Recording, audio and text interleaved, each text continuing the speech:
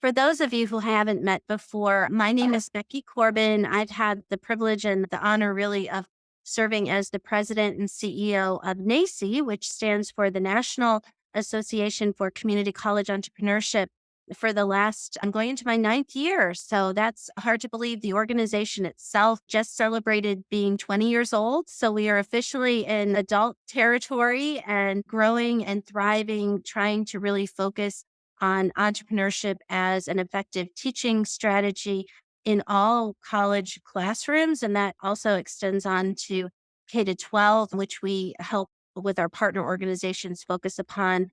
And also as an economic development and leadership strategy on college campuses and in communities. What we're here today as part of this NACCE webinar series is really to bring experts in from the field. And as we were speaking this morning, just getting excited to welcome all of you, one of the things that we were talking about is really the power of networks. We all recognize that during the pandemic. How did we make our way forward through those challenging months and times? Was really maybe picking a pandemic project, reaching out to one another. The first speaker that I want to introduce to you today is Dr. Anna Greif. And for over 25 years, Dr. Greif, which we will call Anna on this webinar, has really been an advocate for economic development initiatives that empower individuals to reach their potential.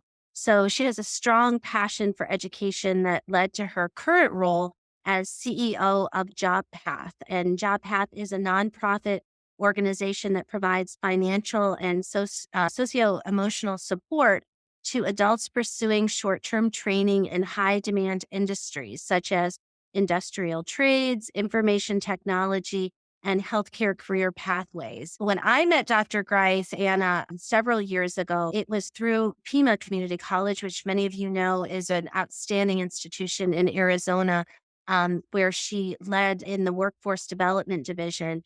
Really, her strength is building relationships between college and regional business and industry stakeholders. She focused on regional economic development, looking at trends, understanding government policy initiatives that were really designed to inform academic program development. And for those of us who've been in higher education for a while, years ago, the academic side sometimes would operate outside of really what industry needed. And I think Anna was really a trailblazer in this regard. She's also a highly educated woman, holding a doctorate in education from Johns Hopkins University with a specialization for entrepreneurial leadership in education. She has a master's degree in public policy and management from Carnegie Mellon and a bachelor's degree in business administration from University of Arizona. And one of the things, of the many things I love about Anna, is although she has such a wide breadth of experience and knowledge, she's very approachable, and she knows how to take very complex systems and bring them into, hopefully, today's webinar, as I know she will do, and other venues, into ways that people can understand. Our second presenter is someone I consider to be a very close friend. He and I did a lot of walking meetings during the pandemic, which I have very fond memories of. Chris. So Chris Mackey is co-founder of Skillsline and brings his passion for helping learners and organizations take real-world action to develop themselves as performers at peak, achieve visions of their future selves.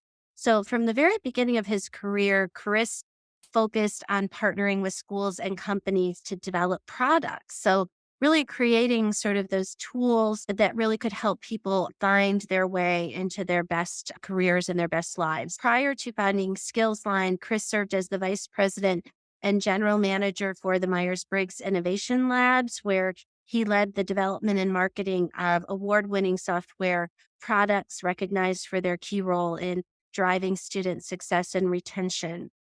One of NACCE's signature events several years ago before the pandemic was at Tallahassee Community College. And that's really where I got to know Chris and his team in terms of their effectiveness as implementing programs and products that were easy for organizations to use. So Chris holds an MBA from Pepperdine University, and also he graduated from Indiana University as a Wells Scholar. So like Anna, very accomplished in terms of what he's created, but also I think somebody who can really explain the opportunities for all of us on this call. As I mentioned a few minutes ago, Anna is the CEO of JobPath, which again is a nonprofit. And One of the stats that really struck me as very powerful is that what she does is focus on upskilling, where students can go from a $9 an hour job to a $55,000 per year living wage careers. And you probably heard a little bit earlier on, these are the kinds of things where they might require a certificate, a much shorter trajectory going from wanting to be in a career and actually landing that career and that salary. Students that are part of JobPath acquire technical skills. And while Anna's team at JobPath augments that learning by intentionally teaching human skills, or sometimes what we call 21st century skills, as Pima calls them, these human skills help students to stand out from the crowd as they enter the workforce. And we all know, those of us who are in community college world, that the average age of a community college student is 28. They tend to be more first generation students. They tend to be more diverse in terms of including people of color and all of the multi dimensions of diversity. One of the things that Skillsline is known for that really complements, I would say, JobPaths is the human skills company, sort of their tagline. And it's the technology solution that's used by JobPath to equip students with the human skills foundation. It's now scaling across 3 counties that JobPath serves, as Skillsline was also the primary intervention tool that Dr. Greif deployed in her research. So she's really not only developed it, but she's tested it with advanced manufacturing employees. And she recently published her dissertation at Johns Hopkins, which, Annie, should be very proud of that. That's quite an accomplishment. So she's going to touch on some of that research as well. So when I think about this, bringing it back to entrepreneurial mindset, which is my own bias, if you will, that I think entrepreneurship is available to everyone, but it really begins in your mind, right? It's really that focus on self-reflection, of understanding as human beings, how do we relate to one another, and how does our interactions, whether it's through a visual, virtual format like this, or when we're together in person, how do we develop those? And I think from my perspective, acquiring agency, problem solving, collaboration skills, those are the kinds of things that employers tell us over and over again. And what shows up over and over again in the research is that, to some extent, what students aren't always prepared for in a traditional academic way. And we see that. Any of us who've taught in the classroom, students complain about the group project. So-and-so doesn't pull their weight. I don't know how to get so-and-so to do this. But what we know is that once we get into the workforce, those are not optional skills in most industries. We've got to learn those things. So finally, as a transition to this presentation, I just want to say thank you both to Anna and to Chris. You've been wonderful friends to NACCE. You've been wonderful friends to me personally, and I've learned so much from both of you. And I think what we're going to do as a beginning of a conversation is to hear about some of the work and what they're accomplishing. But I would encourage all of you, connect with them on LinkedIn. I know we have a lot of people here on LinkedIn that are joining us for the first time. And also take the time to learn about NACCE. And if you want to get involved with us, we would encourage that engagement. So Chris, I am going to turn it over to you. And I want to thank you for allowing me to have a few minutes to get things started today. And I'm just really excited to listen to the conversation. Thank you very much, Becky. That was a very kind introduction. And while I certainly don't miss the pandemic in any way, shape, or form, I do fondly those walking meetings we did in order to get away from the shutdown. Thanks very much for joining us in that little walk down memory lane. And thank you to our audience. We really appreciate you spending the time with us. And we're looking forward to sharing a bit about JobPath, Skillsline, human skills, and how to unlock the potential of your community. The way I'm going to start things off is with a quick walk down memory lane. What you see here is the Secretary's Commission on Achieving Necessary Skills, which examined the demands of the workplace and whether young people were capable of meeting those demands. Specifically, scans determined the level of skills required to enter employment. Fundamental changes in the nature of work were identified. These changes were found to hold implications for the kinds of workers and workplaces the nation must create in the future. The research verified that workplace know-how defined effective job performance. This know-how had 2 elements, competencies and foundation skills. To describe how this know-how is used on the job, 5 scenarios were developed that portray work requirements in the context of the real world. The scenarios came from 5 sectors of the economy: manufacturing, health services, retail trade, accommodations and food service, and office services. Three major conclusions were reached. All US high school students must develop the competencies and foundation skills. The high performance qualities of the most competitive companies must become the standard for most companies. That was the second. And three, the nation's schools must become high performance organizations. Now, that was published in 1991. What's different now? We would posit that employers are now more than ever feeling the pain of trying to find skilled workers. It's really hitting their bottom line in unforetold and urgent ways. But also, now there is that impetus towards action. There's an energized group of people, as the audience here today likely embodies, who feel this urgency of the moment. So, how do we here at Skillsline, JobPath, maybe all of us, think about this moment? So, here's how we see it in the context of human skills. We all hear and know about the trends that are affecting people every day and everywhere and transforming the nature of society and work. Artificial intelligence, whether we perceive it to be something that is to be feared or something to be harnessed, AI has arrived and will play a growing role in our everyday lives. Remote work and the gig economy, did those trends level the playing field or do they leave more people on the sidelines? Uncertainty abounds in our fundamental understanding of work, human to human relationships, society in general, and what it means to have well being are under transformation. In an age of increasing automation, human skills, as a contra to automation, human skills are critical to employability for individuals and more broadly for economic growth and prosperity. And turning back to industry and that engine of prosperity, we know our partners in the business world are highly affected by all this. And here is more detail on how. So, employers are comfortable training employees on technical skills, right? How to operate the new machine, how to run through the written protocol and the established decision tree. But when it comes to training their employees on what they call soft skills, they say that soft skills are innate, that a person either has them or they don't. They can't be learned. And that attitude leaves many people out in the cold. It's the primary selection tool for many employers, right? Do you have these soft skills? How do you do in the interview?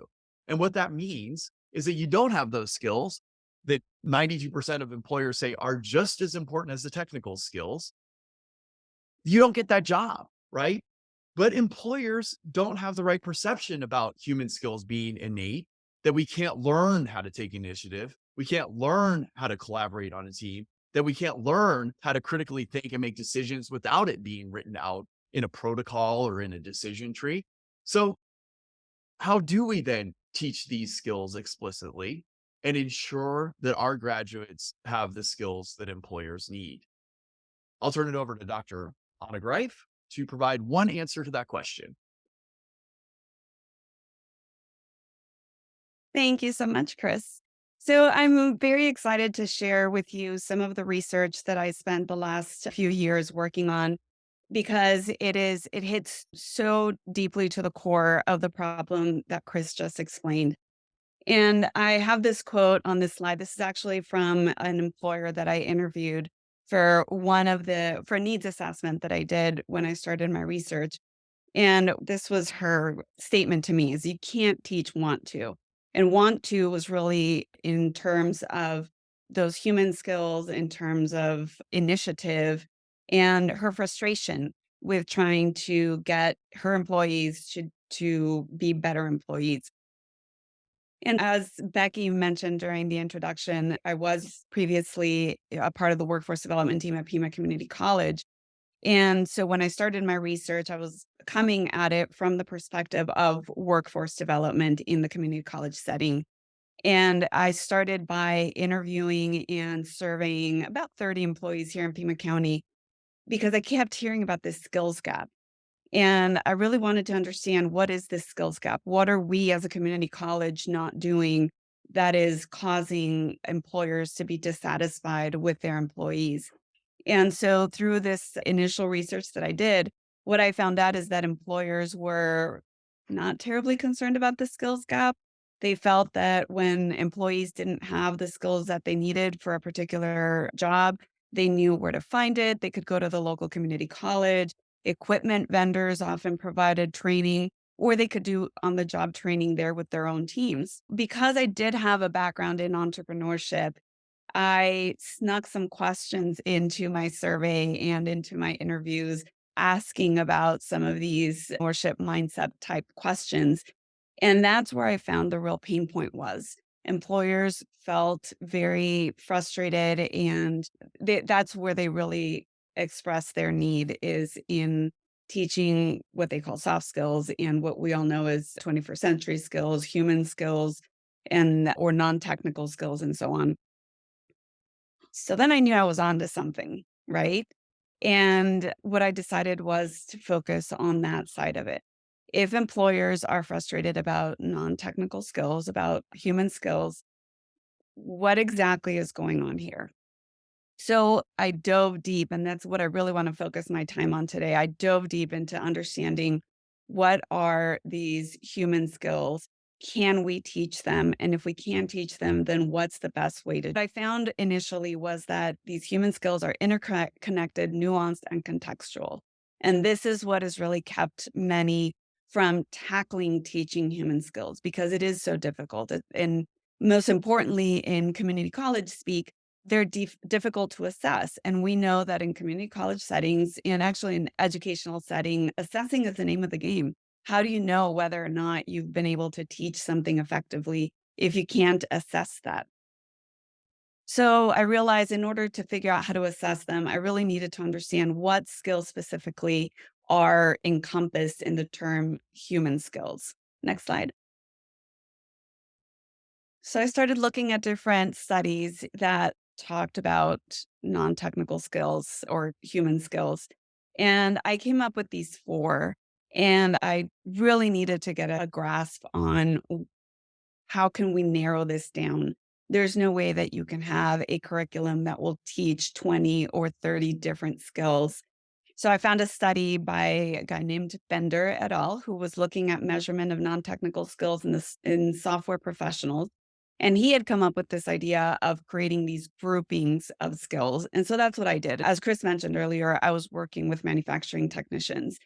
And so I found that the best groupings for non-technical skills in this setting was communication, critical thinking, and self-management. And you can see here how those are mapped out over these four research studies that I was working with.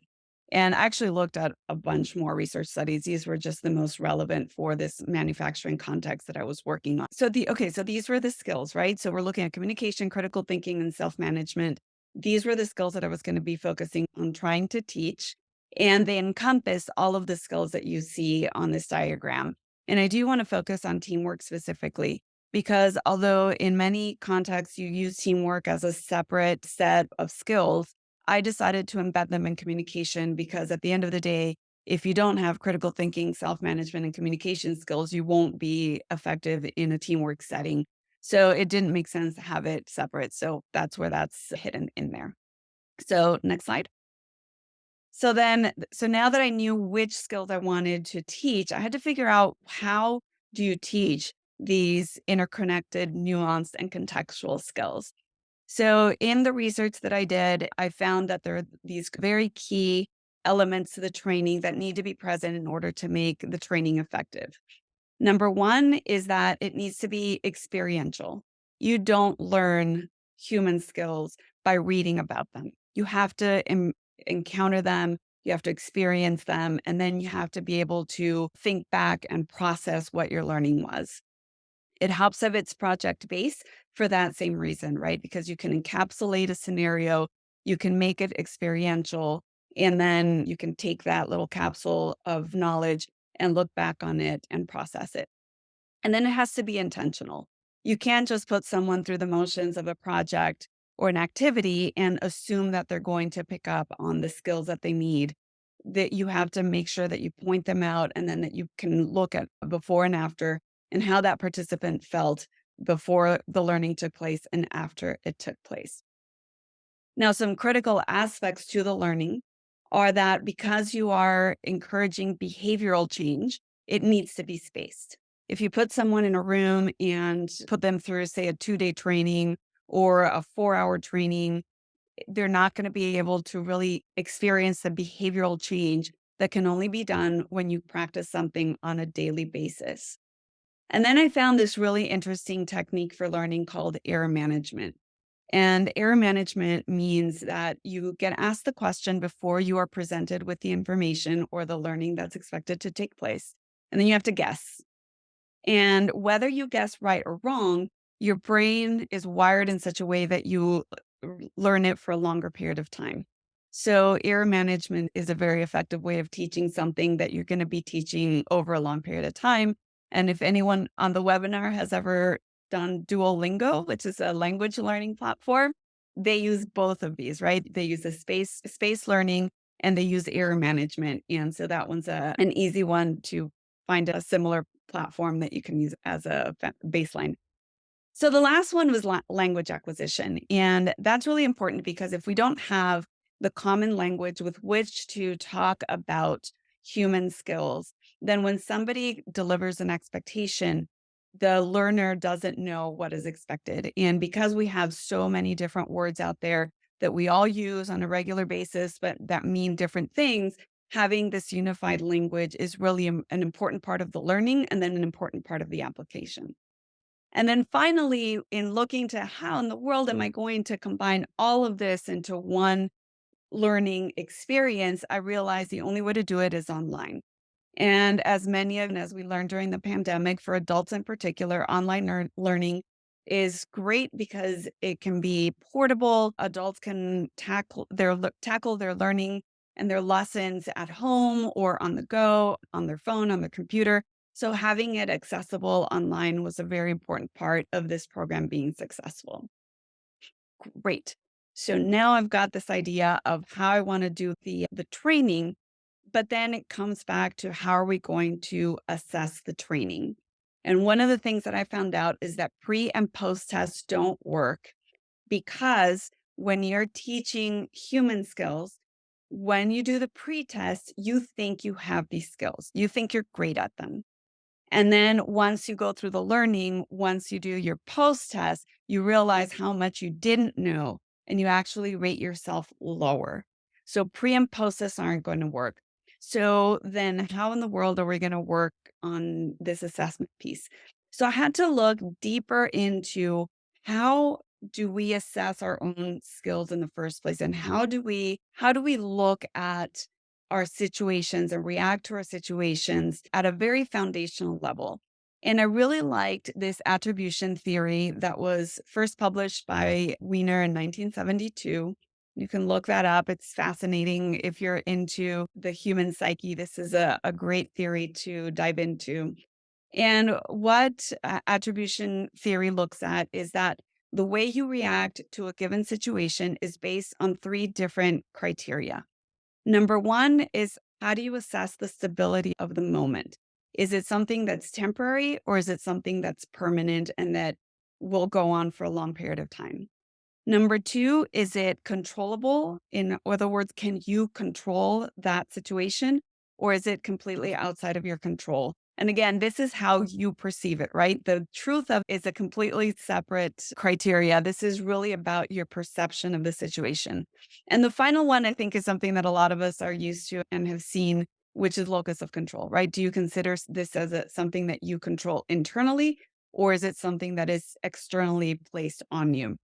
And so think of a complex task that you have to learn. If you're facing this complex task, you may look at it and think, this is temporary. All I have to do is get through this training or get through this task and I'll be done with it and I never have to look at it again. It is uncontrollable. Let's say that you are being required to do it maybe by a supervisor and it is external, right? It's something that I don't know how to do. And at some point, somebody needs to teach me how to do it. This is a task that I'm not looking at favorably because it's pointless to learn it because it'll be over temper in a short amount of time.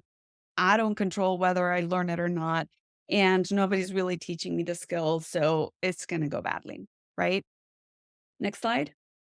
So the other approach that you can look at is if you look at this favorably, is okay, this is temporary. This is something that I'm going to be doing for a short amount of time. And yes, it's uncontrollable because it was imposed on me. But guess what? I view myself as having internal control over the situation because I can go out there and I can watch YouTube videos, I can ask a coworker. I actually have agency over whether or not I can do this complex task that was assigned to me. And that to me was the key to understanding how we're going to teach human skills. Next slide. And really, what we're talking about is this change in mindset.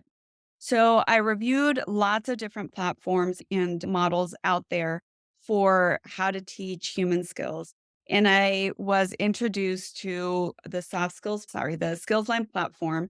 And I realized that met 100% of my criteria, both on the skills that I thought were the most important to teach in this intervention and how I was going to teach them. So I took a group of manufacturing technicians, they were all from the same company, and put together a 12-week program using Skillsline as a foundation, but also using a set of other technology tools because this was during the pandemic. And then added onto that face-to-face component, even we use Zoom, but it was just check-ins, and added some experiential activities. And with this framework, we were able to meet all of the demands of what I felt was needed to be able to teach human skills to this group. Next slide. And so this is what it ultimately looked like. I won't read through it, and I know that the webinar recording will be available, and I'm sure the PowerPoint as well, so you can look at this more closely. But you can see the synchronous session topics and how they aligned with the Skillsline curriculum. They call their modules journeys, and then each of those journeys had an experiential task attached to it.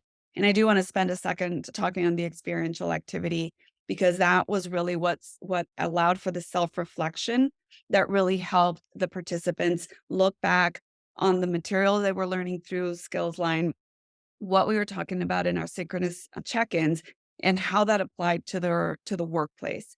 And the experiential activities revolved around finding problems, defining the problems, understanding what teamwork is like, and then finally it all came together by drafting an email to their company CEO, finding a problem and proposing a solution. So there was a little bit of persuasive writing that we snuck in there as well. Next slide. And these were some of the emails that they wrote. As you can see, it went from fairly short and sweet to something that was quite extensive and well formatted. And the participants they really got into this exercise. And in fact, some of them did, it wasn't required that they send this communication to their CEO, but some of them decided to move forward with it anyways because they felt that the problem that they had identified in their company actually did need to be solved. And they felt that they were the right person to bring up the solution. And if you remember how I started the presentation with that quote of you can't teach want to, well, we demonstrated through these emails that you could teach it. Next slide. And so I want to share with you just a few of the analytics from the intervention. And there's one thing that I want to point out that I thought was really powerful. So Jamie was one of our participants. And as you can see, she completed 91% of the lessons that were a part of the Skillsline curriculum. She attended all of our synchronous sessions and she did all but one of the experiential activities. But notice where on the second line where it says days of Skillsline engagement, part of the intervention was that they engage with Skillsline on a daily basis. And really, we were just looking at the working days, right? So Monday through Friday. And although she got 91% of the lessons completed, she did it in 29 days. So what that means is she was doing an hour or two a day to get all of her Skillsline done in a few days rather than spreading it out the way that it was intended versus Christian and Saul, who completed a lower percentage of the lessons, but they had a higher rate of patient on the daily engagement.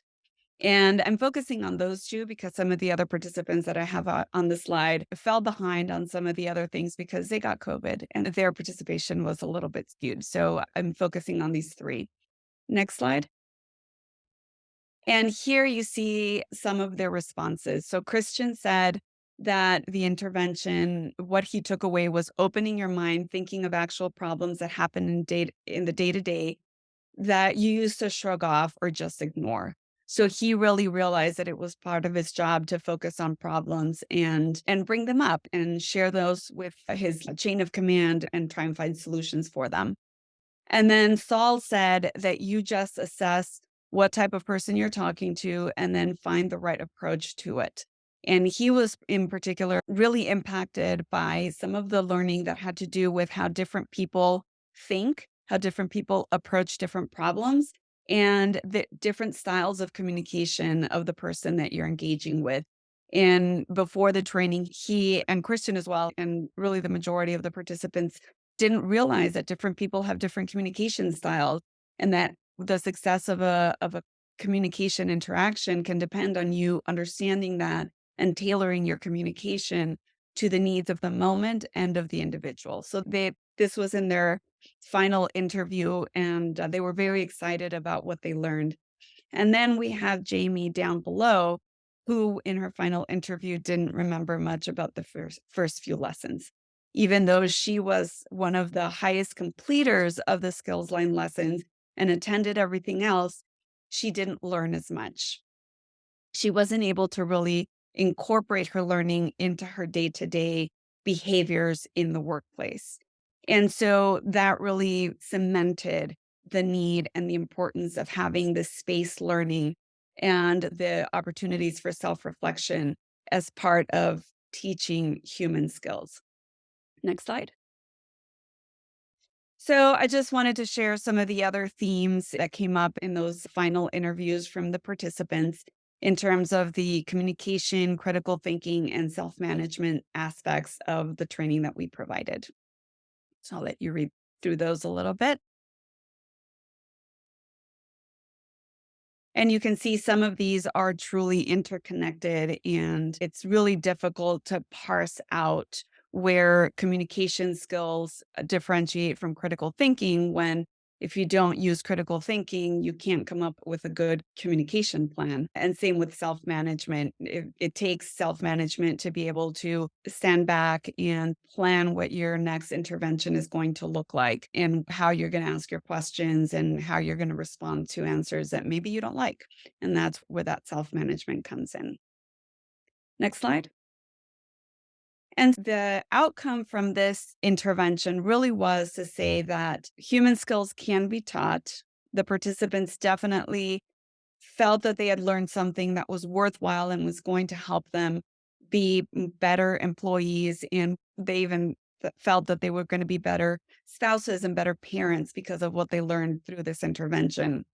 But what I thought was really interesting is that because all of these participants were from the same company but had different supervisors, they were able to share that their workplace behavior is not 100% dependent just on whether or not they have the skill set that they need to be able to exhibit good behavior.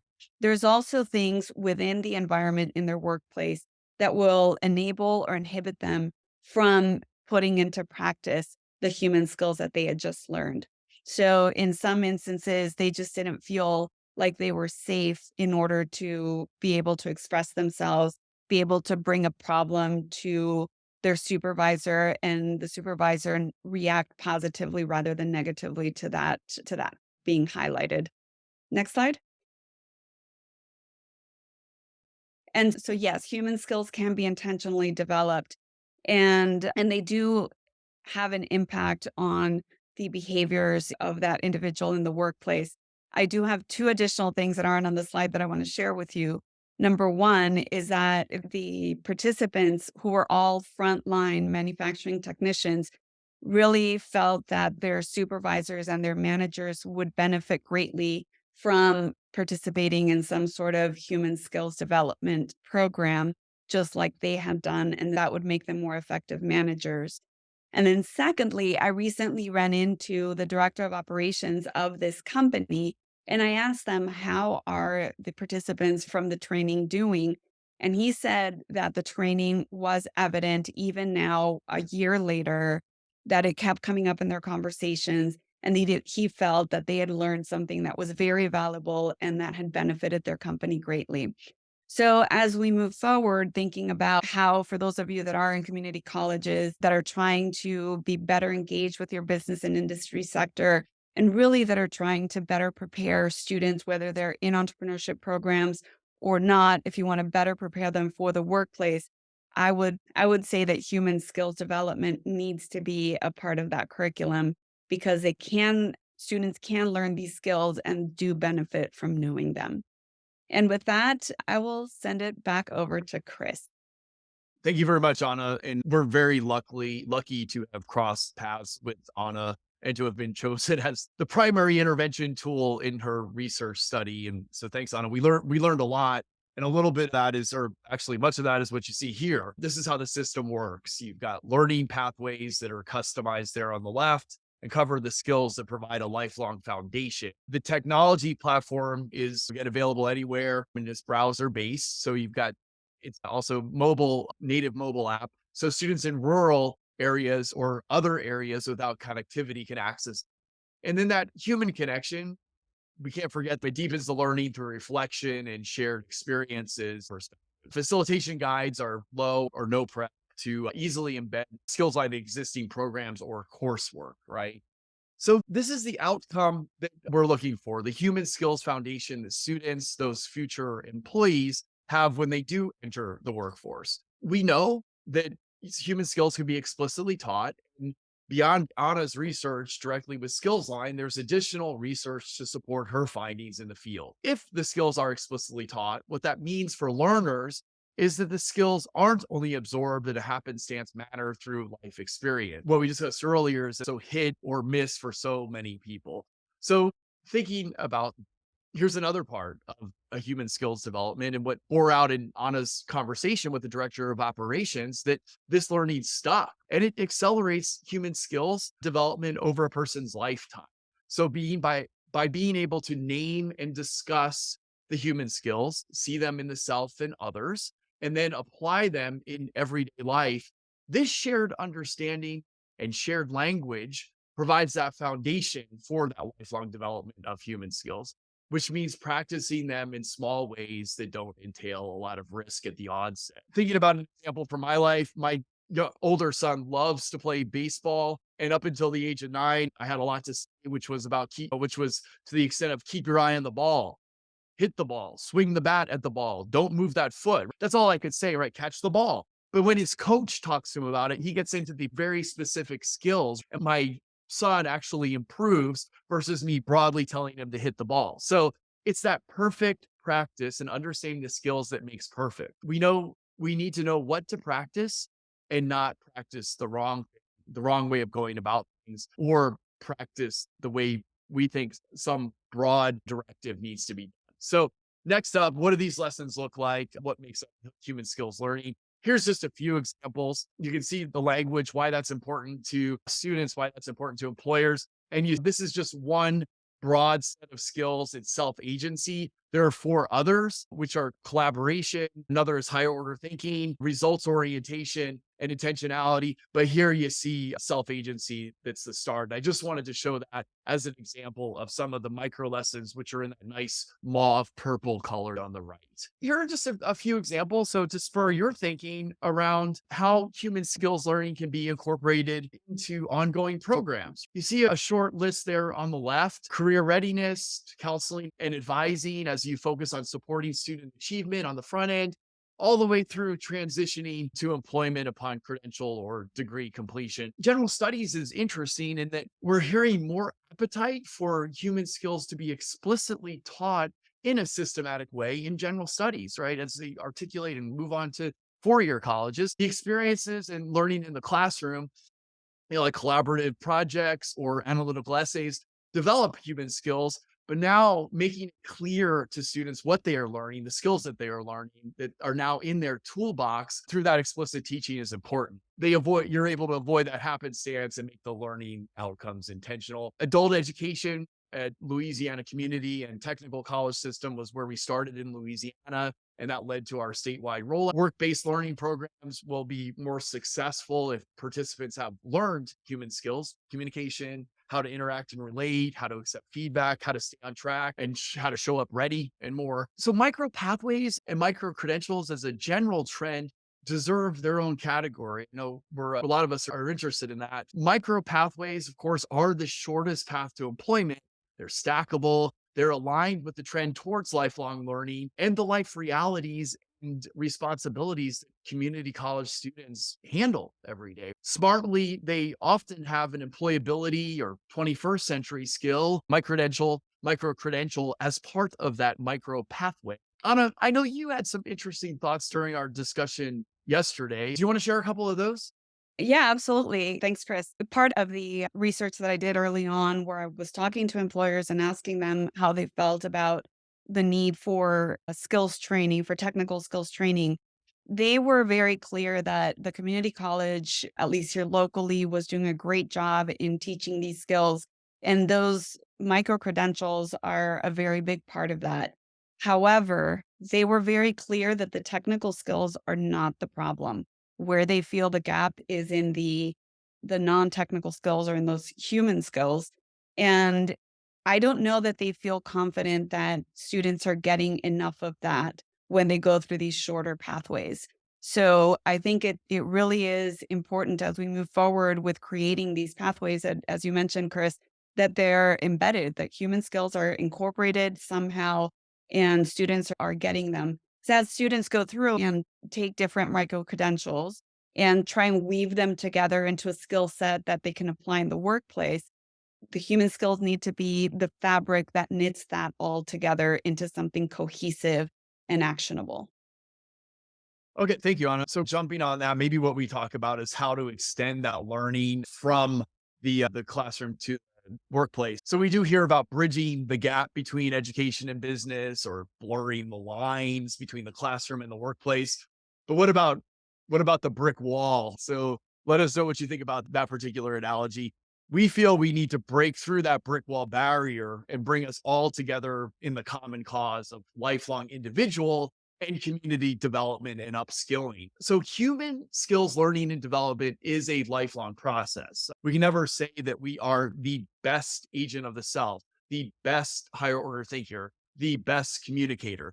There's always some skill that we can improve and learn from. With Skillsline, we extend that human skills development from the college to the employer, allowing employers to engage with their new employees, your newly minted graduates, in a way that continues their learning and cultivates their potential through that shared language and that shared understanding of what's important in the workplace, right? Those human skills.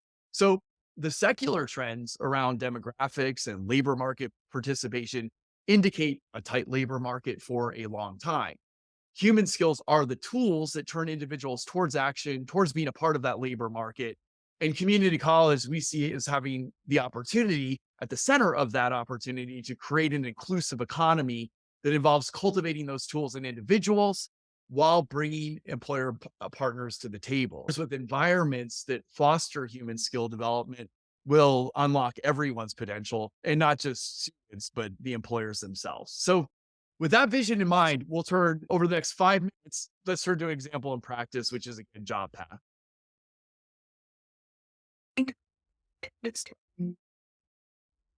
Okay. So Anna, would you like me to cover job path a little bit or talk about our work there? Let me go ahead because I know we're running out of time and we've got at least one question in the chat. So I just want to, at a very high level, explain what we do at JobPath. As Becky explained in the introduction, we support mostly community college students by providing financial resources and social emotional support and other supplemental learning that we think is important to their well-being once they leave JobPath and their program of study and enter the workplace.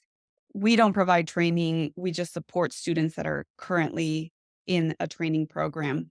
But when we recognize that employers were unsatisfied with the level of human skills that the recent graduates have, their new hires, and we had already come across Skillsline, we decided to embed Skillsline into our program. So now, as students come in and they're starting their journey through their community college program, they start taking some of the Skillsline modules. We also do some synchronous training, again, giving an opportunity for self reflection. And once they graduate and they're looking for a job, they're continuing to leverage the Skillsline journeys, either completing the ones that they haven't completed, or just utilizing what they learned as they strategize how they're going to perform in a job interview, what they're putting in their resumes, how they can convert their practicum or whatever internship they had while they were going to school into a full-time job. And students are very receptive to this training. They enjoy the lessons. They really value what they learn. And we've seen some very positive outcomes as they head out into the workforce. And we never like to end a presentation without the human perspective, the humans that we all in this audience are looking to support and support in their achievement of an intentional life and the dreams that they have. So I wanted to certainly end with showing some students that have worked with JobPath and have gone on to transition to employment and those living family sustainable jobs. So with that being said, we wanted to thank you very much for your time today. If you'd like to get in touch with either Anna or myself, here's our contact information. Be sure to follow Anna on Twitter or look up Skillsline on LinkedIn.